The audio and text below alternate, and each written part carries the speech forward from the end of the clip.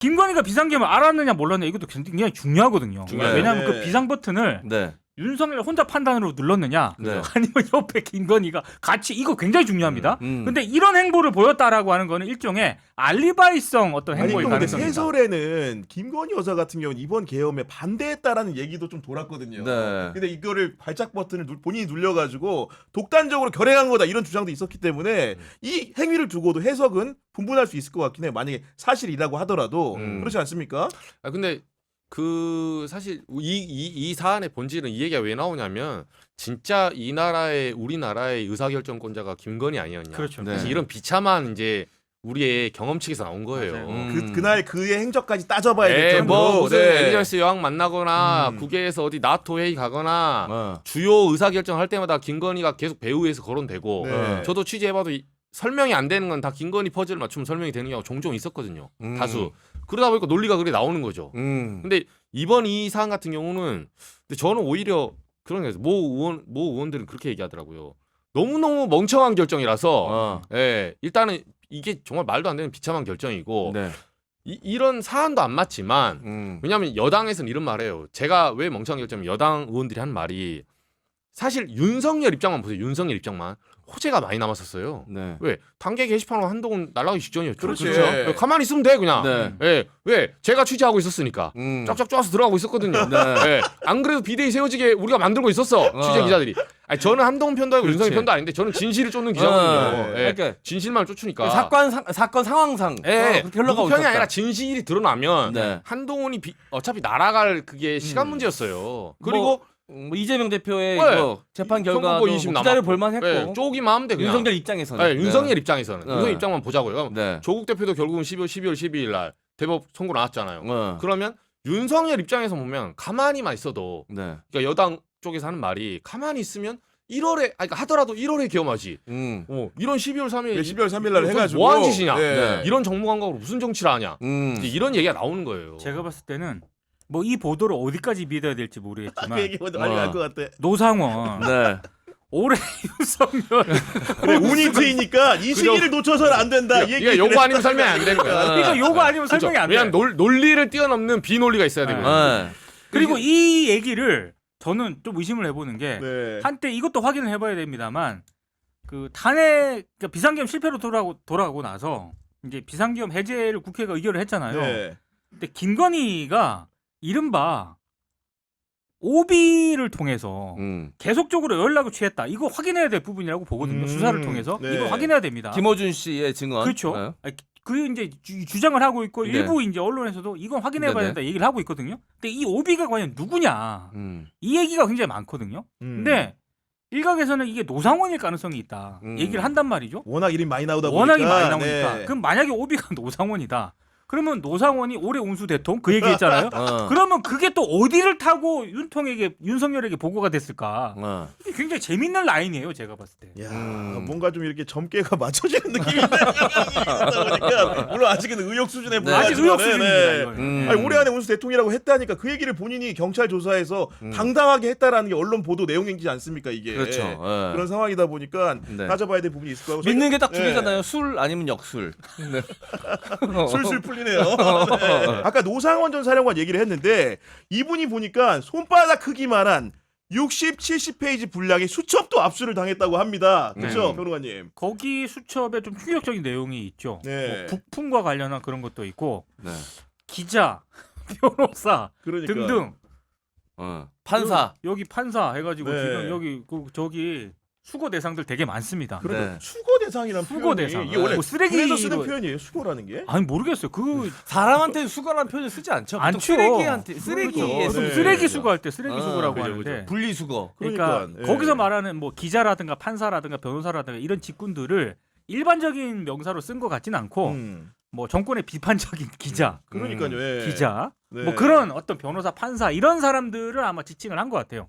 야, 그런데다가 보니까 NLL 관련해가지고 북한의 공격을 유도한다는 내용도 이제 담겨 있는 것 같은데 이렇게 되면 죄명이 달라지는 게 지금까지 내란죄로만 입건해서 지금 처벌하려고 하고 그렇죠. 있는데 이거면 외환도 추가되는 거 아니겠습니까? 예. 네. 내란 외환이 동시에 되면 바로 체포해야 돼요 이제는. 그러니까 네. 예. 원래 이제 그거는 탄핵 소추 사유는 당연한 거고. 근데 저는 아직도 의심이 있어요. 그러니까 이 사람들이 무슨 인민군복을 무슨 사살조로 운영해서 했는데 인민군복을 최근에 이제 구입을 한 다음에 네. 한 50벌 정도 뭐 미리 구입을 해서 침투를 해서 사살 이 자작극을 뭐 버리고 이런 부분 있잖아요. 이거는 설명이 잘 안 되는 거예요. 그러니까 왜냐하면 특검을 통해서 노상원뿐만 아니라 정보사령관 쪽에서 무조건 여기다는 그러니까 그게 거짓인 사실이든 네. 그 국회 청문회에 나와서 직접 해명을 한번 해야 될 사안이에요.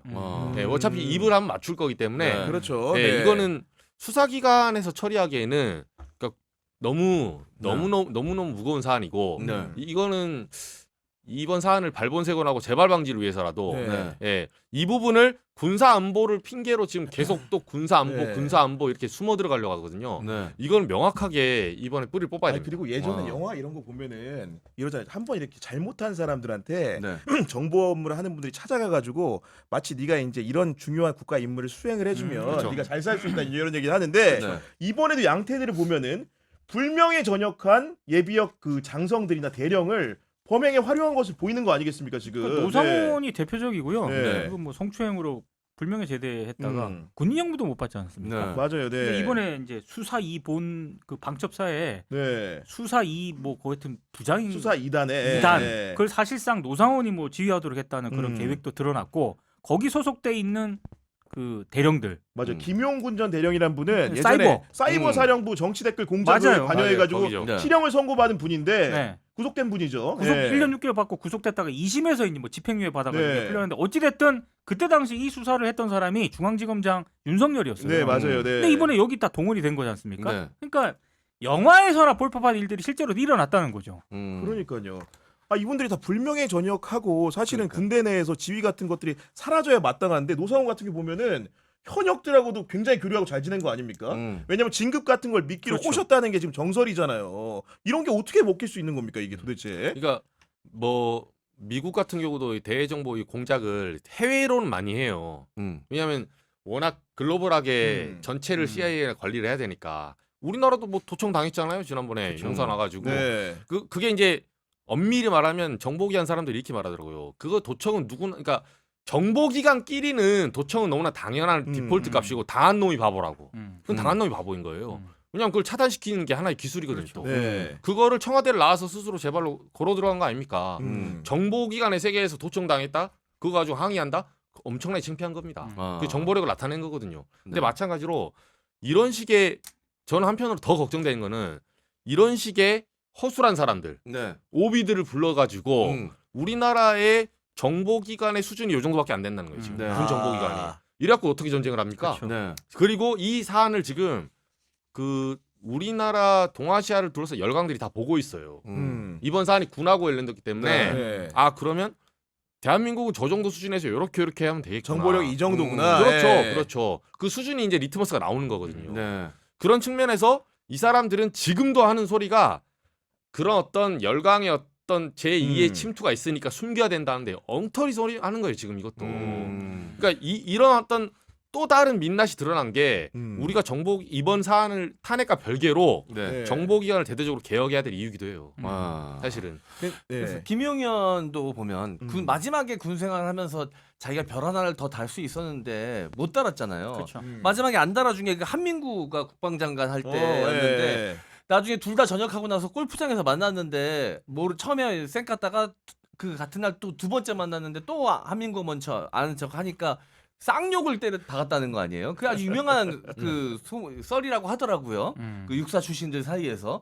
그러니까 자기도 군에 대한 뭔가 이렇게 있었으니까 그런 약간 군에 대한 반감이나 상처 있는 애들을 중점적으로 모았던 것 같아. 오히려 예. 네. 그런 해설도 충분히 가능할 것 같고 그리고 이게 보면은 우리가 윤석열 대통령도 지금 뭔가 전두환의 길을 걸어가고 있다는 얘기를 했는데 이 사람들도 표본이 아마도 성공한 쿠데타다 보니까 네. 12.12 신군부 전두환 연구를 한 것 같아요. 예를 들면은 이번에도 보면 경기 판교에 있는 정보사 100여 단에서 모였다는 거 아니겠습니까? 그쵸. 그랬다는 건데 이게 보면 예전에 하나회 30 경비단 모임 있잖아요. 네. 그런 거랑 굉장히 흡사한 겁니다. 그때 당시에도 그 사람들이 나중에 뭐 거기 모였던 장성들이 나중에 퇴역 이후에도 뭐 감사원장, 국회의원, 장관 이런 조직들 다 한 거 아니겠습니까? 사실 저는 네. 노상원 전 정보사령관으로 상징되는 이 민간인의 음. 어떤 공식 군조직 이런 뭐 통제 이런 거는요.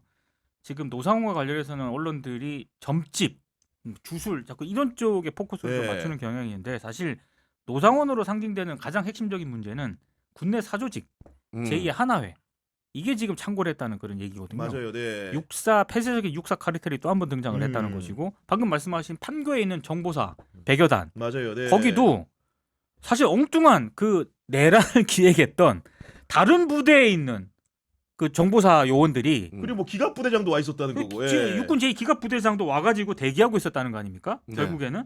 근데 결국에는 그 사람들이 그 백여단의 단장의 직무 대리를 맡고 있었던 대령이 네. 비상 상황을 맡고 부대로 들어왔는데 회의실에 못 들어오게 했다는 거 아니에요. 그러니까 주인 나가라 그런 거야. 다른 예. 부대에 있던 대령이 못 들어옵니다. 그 정보사 백여단 단장의 대빵인데 나가라고 했다는 거 아니야. 다른 맞아요. 데로. 예. 이게 하나회보다 더한 짓거리죠. 이거는 전두환 하나회 하고 뭐가 달라요 이게? 그러니까 그분 그 대령 직무대리 했던 뭐 소속 자체 육사 출신이 아니라는 거죠. 얘기 그렇죠. 들어보니까. 육사가 네. 아니고 이른바 네. 3사 이제 출신인데 아. 그러니까 육사 이번 내란 모의가 철저하게 일부 폐쇄적인 육사 출신 카르텔로 중심으로 이루어졌고 거기에 해당되지 않는 어떤 그런 뭐 지휘 계통에 있는 사람들은 다 이제 배척을 시켰다는 얘기죠. 네.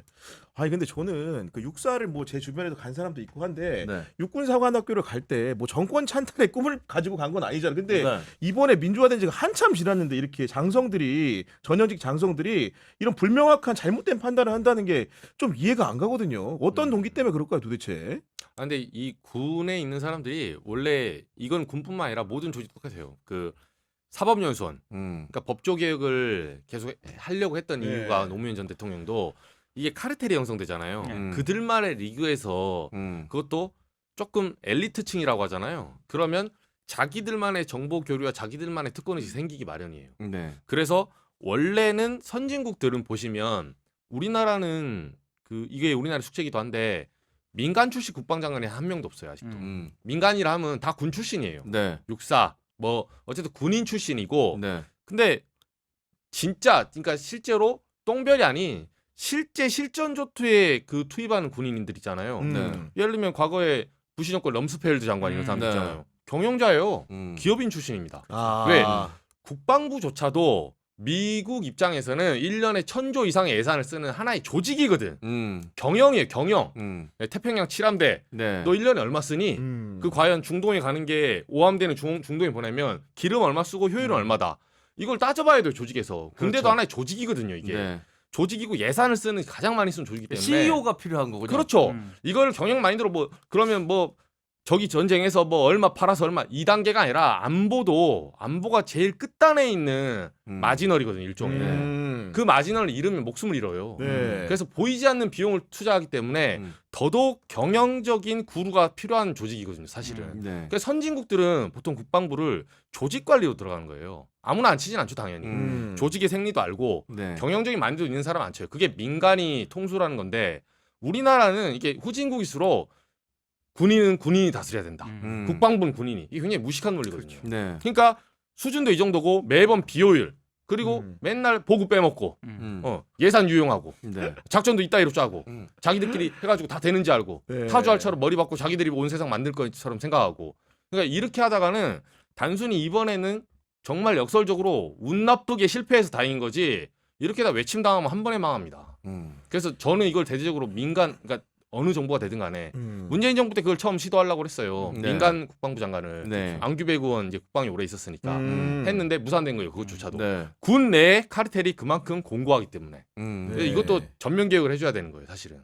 아, 말씀 듣다 보니 이정주 기자가 네. 군의 쪽으로도 굉장히 박학다식하네요. 사실은 왜냐 아까 법을 잘하는 건 이해가 가는 게 네. 사법시험을 오래 공부했거든요. 법은 굉장히 잘하는 거 떨어졌습니다. 오래 했었어 제가. 아 이게 아무렇지도 않게 아픈 데를 걸리는데 근데 그냥 푹 치르네 그냥. 매수 하셨는데요. 저도 구수했으면 저도 한 8수 정도 합격했을 것 같은 윤석열 보니까 나도 좀 더 있었어야 되나. 몇 번 하고 포기하셨는데. 저는 3번 하고. 조금 했습니다. 그에 네. 비하면 조금 했는데 아니 저 군도 너무 잘 알아가지고 오늘 네. 거듭 놀랍니다. 아니, 이정주 제가 기자. 이제 네. 국방 이 경영학에 관심이 많거든요. 네. 왜냐면 제가 주식에 관심이 많으니까 아. 이 주식을 하다 보면 왜 미군 로키드마트 이런 주식을 왜 이렇게 올라가지 네. 이걸 고민하다 보면 그 애널리스트 리포트에 있어요 그런 게. 보니까 군 법무감도 생각을 하고 있었네. 그 정도는 아니고 제가 갔으면 뭐 계엄 이렇게 하지 않죠. 어. 미리 국유현 기자한테 얘기해 줬죠. 알겠습니다.